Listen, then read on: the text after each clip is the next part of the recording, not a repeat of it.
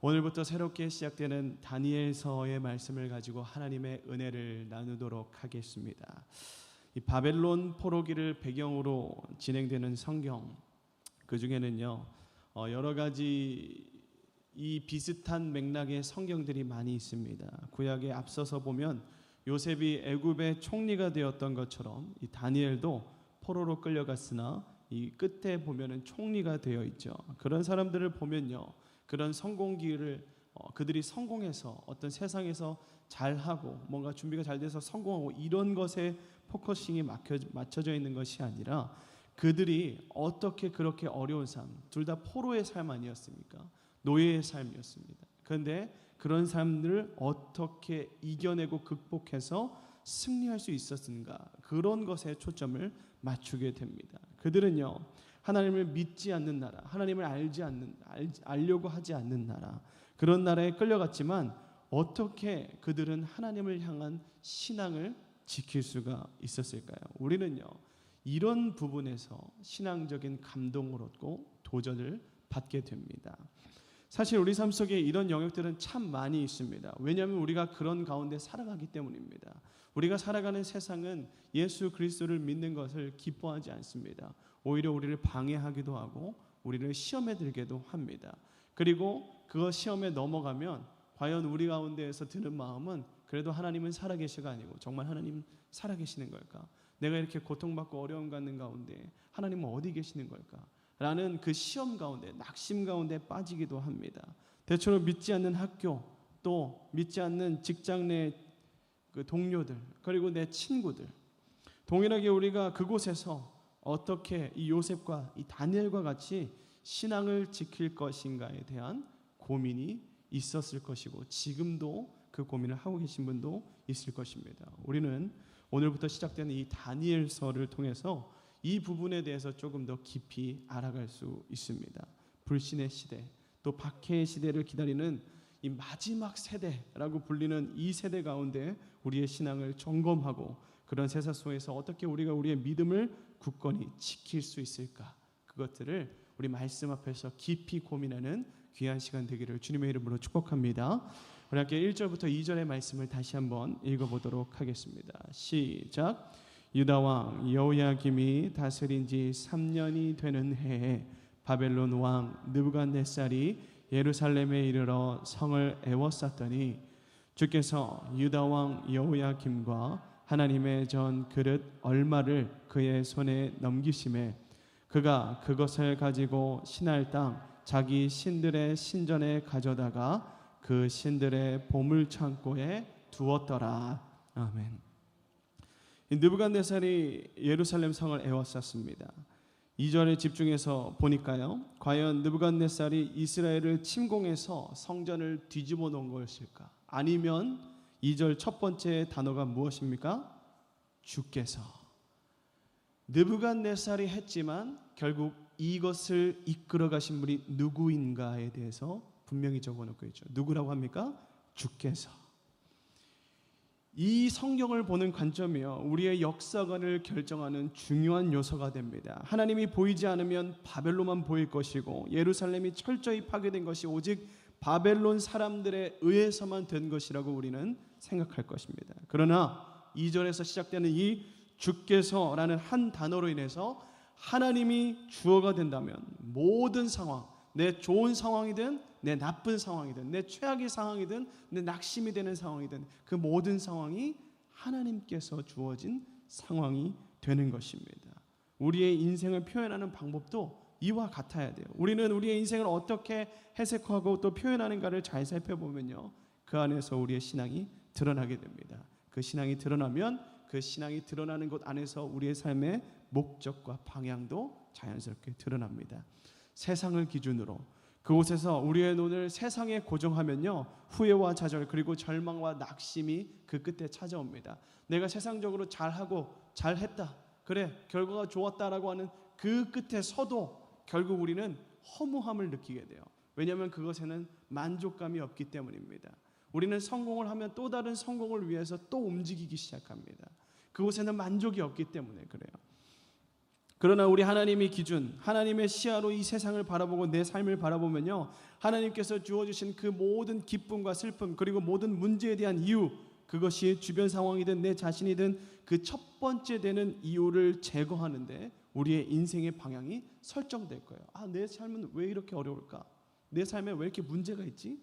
막 이런 생각을 하다 보면 그 시작점까지 쭉 가면서 이것을 내가 하나님 앞에서 없애야 되겠구나, 하나님 앞에서 제거해야 되겠구나, 하나님 앞에서 이게 올바르지 않구나라는 그 기준이 생겨나게 된다는 거죠. 그러다 보면 하나님의 기준으로서 그 모든 것을 하나 둘씩 가지치기 하면서 결국에 하나님이 원하시는 모습대로 우리는 끝까지 달려갈 수 있게 되는 것입니다.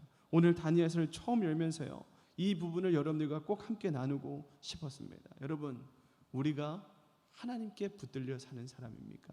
아니면 사람과 세상에 붙들려 사는 사람입니까?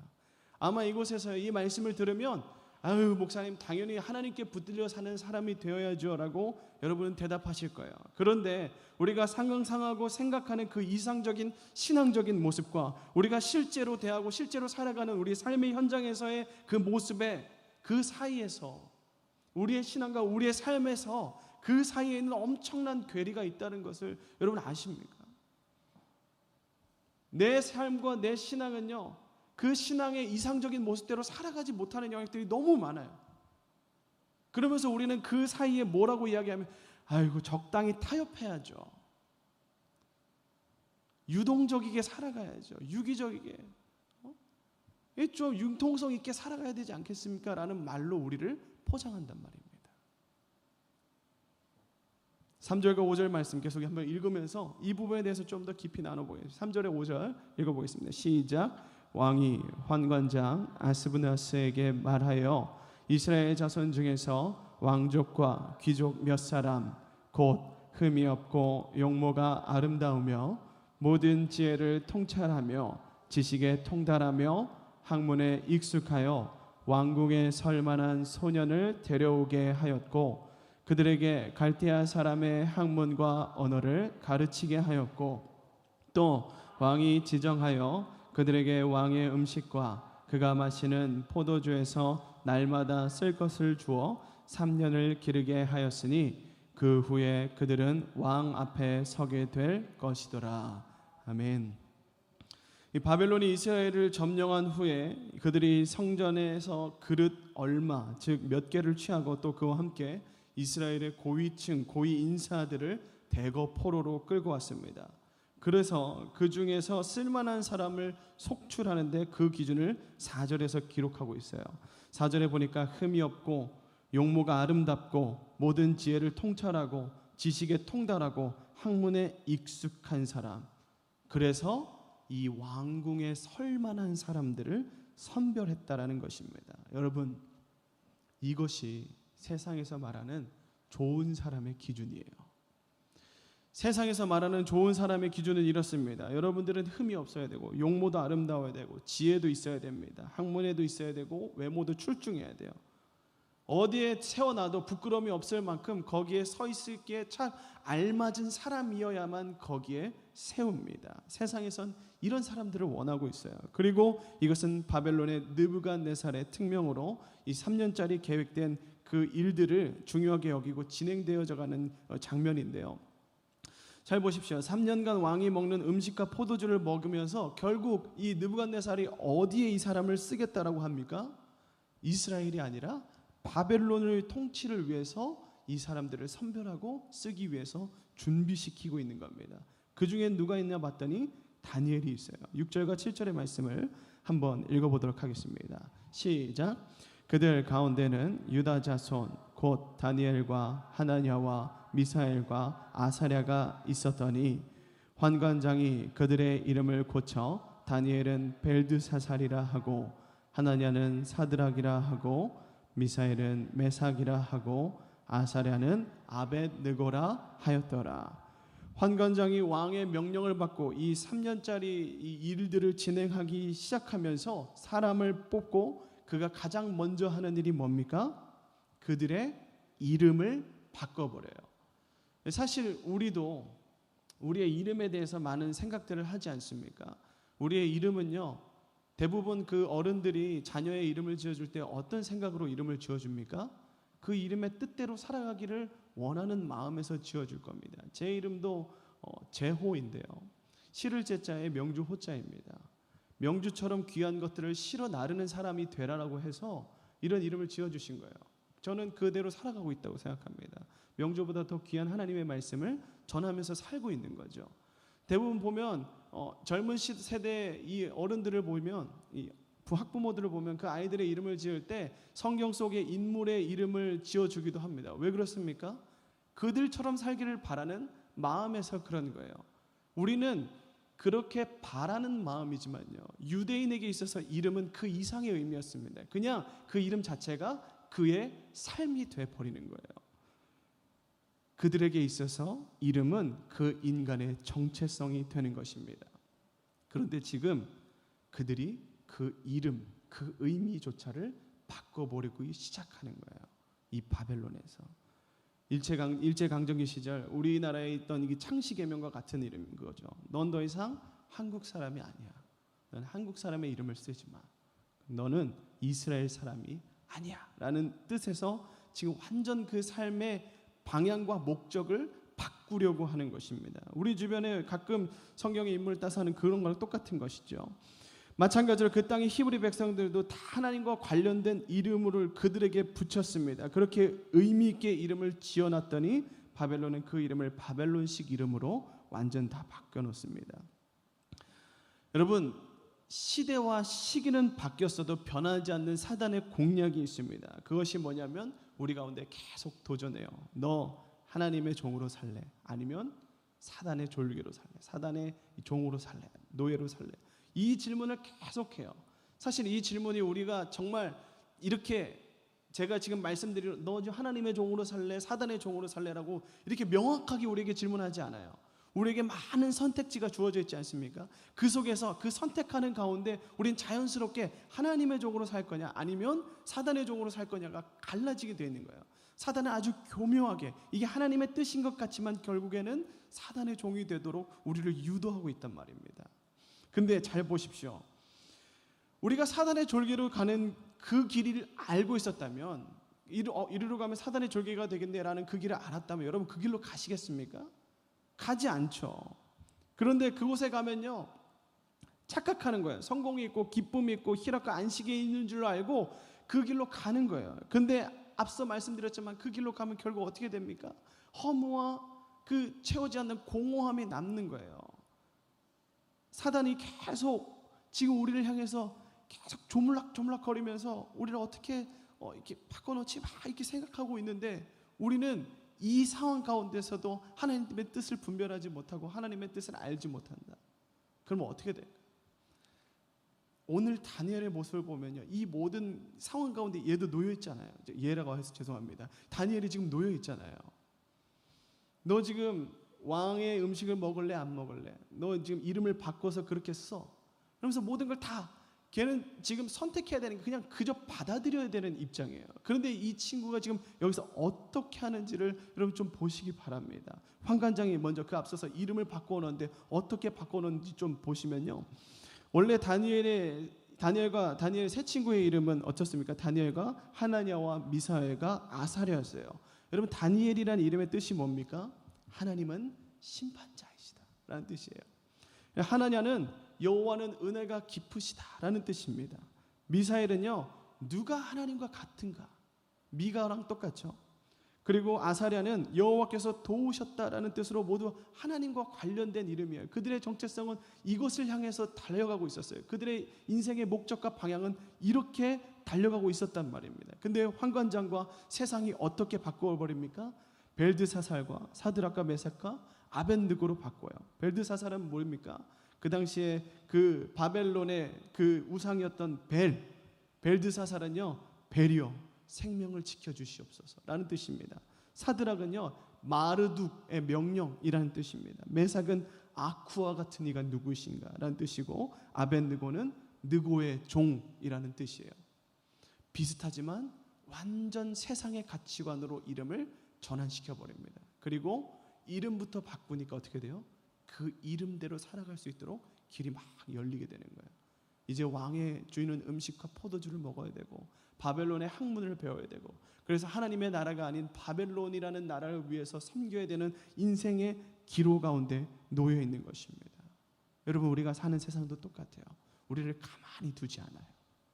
우리의 이름을 계속, 우리의 정체성을 계속 바꾸려고 합니다. 우리의 뿌리가 되는 것부터 시작해서 우리가 누구인지 이 정체성에 대한 혼란을 가지고 옵니다. 단순히 이름뿐만 아니라 우리가 살아가는 방식과 궁극적인 목표를 바꾸어 놓는다는 것입니다. 그런데 이 와중에 다니엘이 어떻게 반응하는지 좀 보기 원합니다. 8절과 9절의 말씀 한번 보고 말씀을 정리하도록 하겠습니다. 8절과 9절입니다. 시작. 다니엘은 뜻을 정하여 왕의 음식과 그가 마시는 포도주로 자기를 더럽히지 아니하리라 하고 자기를 더럽히지 아니하도록 환관장에게 구하니 하나님이 다니엘로 하여금 환관장에게 은혜와 긍휼을 얻게 하신지라. 아멘. 8절 보십시오. 다니엘이 음식과 포도주로 자신을 더럽히지 않는다고 기록하는데 문자 그대로요, 그 음식과 포도주 자체가 더러운 것이 아닙니다. 다니엘이 그 음식을 더럽다 칭한 이유가 뭡니까? 그 음식과 그 포도주는 벨 신에게 제사를 지내고 내려온 음식이라는 거예요.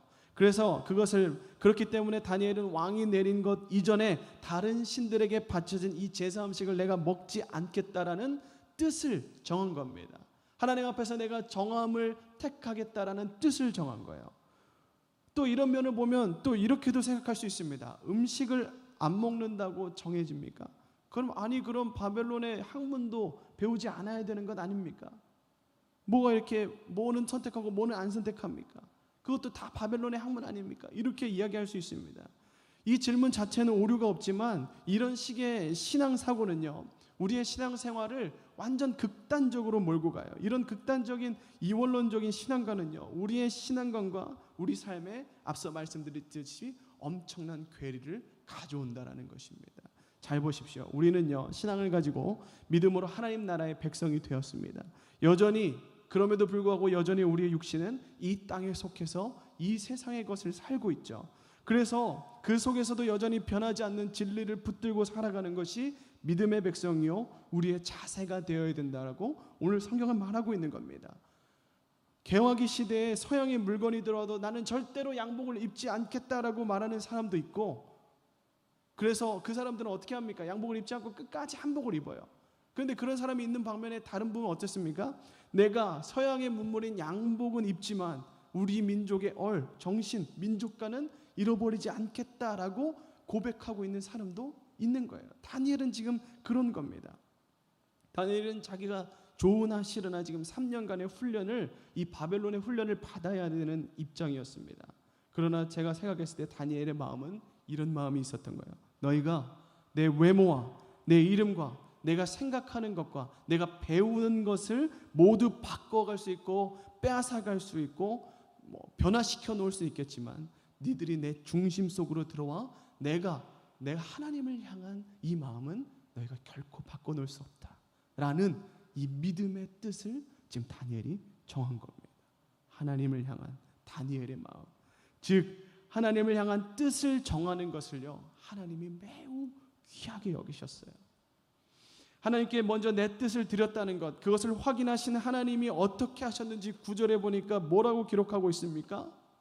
바벨론 사람인 환관장에게 은혜를 입게 하셨대요. 어떻게? 그가 뜻을 정한 것을, 그가 뜻을 정해서 왕의 음식과 포도주를 먹지 않을 수 있도록 하나님께서 환경을 열어주셨다라는 겁니다.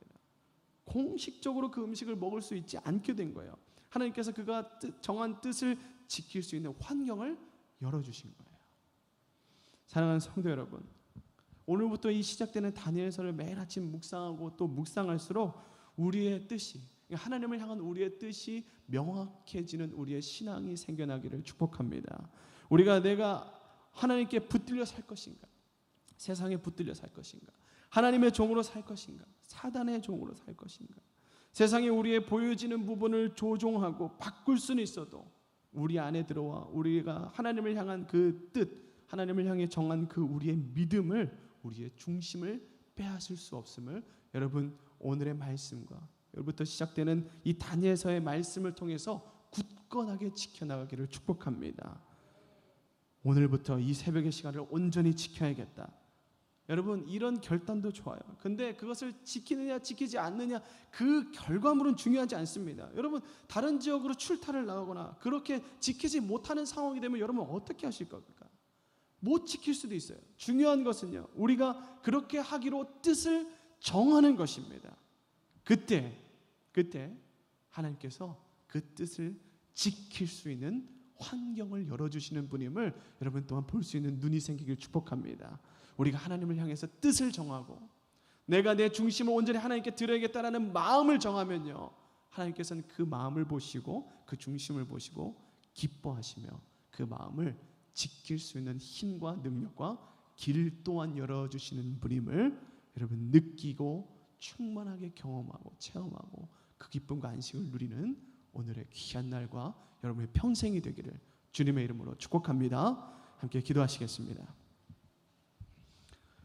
함께 기도하실 때 오늘 말씀을 좀 기억하시면서 기도하기 원합니다. 다니엘서는요, 얼핏 보면 어떤 다니엘의 전기문 같아 보이기도 합니다. 어떤 신앙적 위인에 대한 전기문 같아 보이지만 그렇지 않아요. 또한 바벨론 포로기의 유다인의 역사를 기록한 역사서 같이 보이기도 합니다. 그러나 오직 이 다니엘서는 하나님의 주권을 선포하는 책이에요.